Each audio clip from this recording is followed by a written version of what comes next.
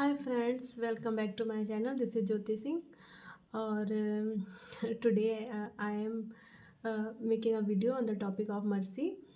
और मैं आप लोग को बताती हूँ कि ये मर्सी की क्वालिटी के बारे में। जो मर्सी पोएम है वो मैं आपको एक्सप्लेन करूँगी, जो कि विलियम शेक्सपियर द्वारा लिखी गई बहुत ही फेमस पोएम है।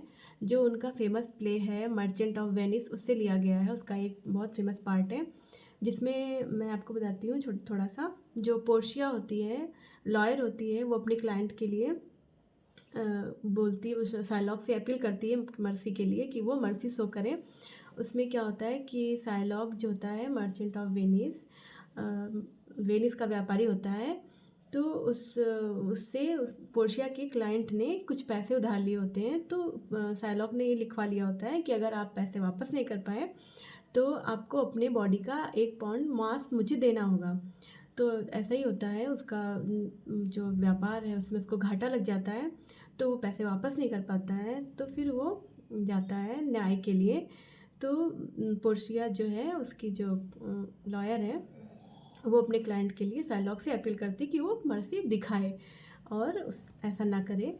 वैसे लास्ट में वो अपने क्लाइंट को बचा लेती है, क्योंकि उसकी भी एक शर्त होती है। वो कहती है ठीक है, आप 1 पाउंड मांस ले सकते हो, लेकिन मेरी भी एक शर्त है कि आप मतलब इसके बॉडी से एक भी बूंद ब्लड नहीं गिरना चाहिए ज़मीन पर। तो ऐसा इम्पॉसिबल है। अगर आप किसी के बॉडी से मांस निकालते हो तो जाहिर सी बात है ब्लड आएगा। तो वो मतलब बुद्धिमानी दिखाती है और अपने क्लाइंट को बचा लेती है। तो मैं जो मर्सी है उसको मैं हिंदी में एक्सप्लेन करूँगी। अगर आप लोग को अच्छा लगे तो प्लीज़ वीडियो को लाइक, शेयर और कमेंट करिए। तो उसकी लाइनें ऐसी हैं। The quality of mercy is not stand, मतलब कि जो मर्सी की जो क्वालिटी है वो किसी के अंदर उत्पन्न नहीं की जा सकती। ज़बरदस्ती किसी को फोर्स करके हम मर्सी दिखाने के लिए नहीं कह सकते हैं। और बताती है कि it dropped as the gentle rain from heaven upon the place beneath, मतलब कि जैसे एक जेंटल रेन होती है वो अपने आप पृथ्वी पे गिरती है, वैसे ही जो दया होता है, जो मर्सी होती है, वो किसी के हृदय में खुद उत्पन्न होती है और कोई ज़बरदस्ती उत्पन्न नहीं कर सकता है किसी के हृदय में मर्सी। और फिर वो कहती है इट इज़ टॉयस ब्लेस्ड, मतलब ये दोनों के लिए उपहार है। किसके किसके लिए?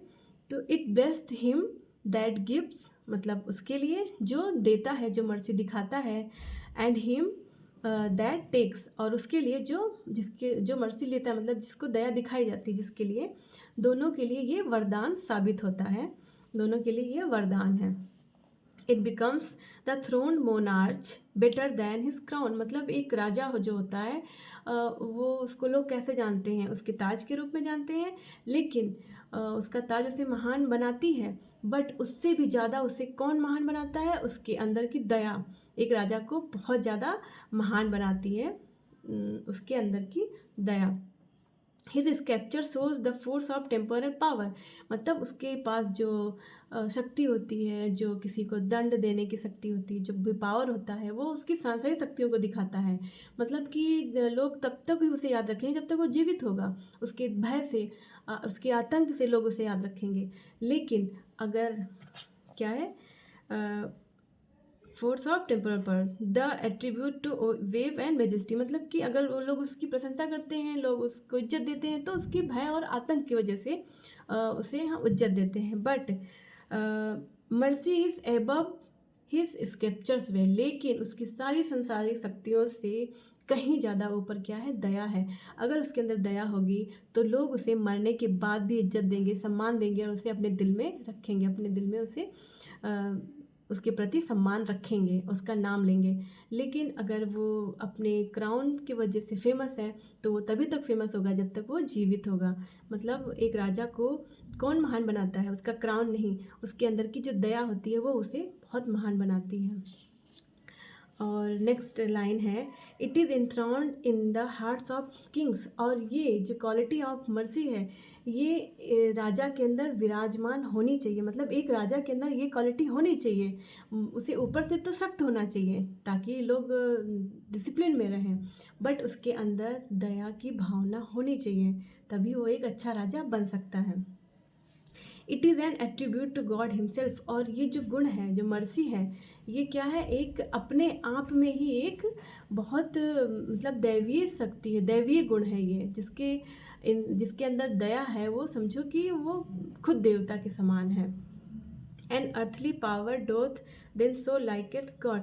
मतलब कि एक राजा है, अगर वो अपने सांसारिक शक्तियों में जो उसको पावर मिला है, अगर उसमें वो दया की भावना मिला के अगर वो न्याय करता है अपनी जनता के प्रति, तो क्या होगा, लाइक इज गॉड। तो लोग उसको, उसकी क्या करेंगे, भगवान की तरह पूजा करेंगे, भगवान की तरह उसे मानेंगे।